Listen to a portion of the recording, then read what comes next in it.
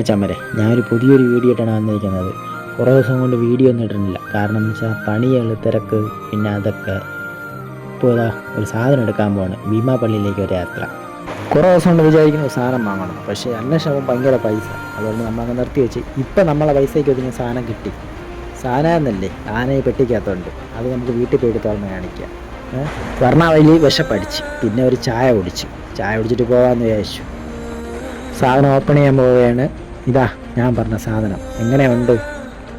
എനിക്ക് ഭയങ്കര ആഗ്രഹമായിരുന്നു ഇതേ പുതിയ ബ്രീഡ് വേണമെന്ന്. ബാക്കി പറവയും കർണാകയും എൻ്റെ കയ്യിലുണ്ട്. ഈ ഒരു സാധനം മാത്രം എൻ്റെ കയ്യിലില്ല. ആർക്കൊക്കെ ഇഷ്ടപ്പെട്ട്?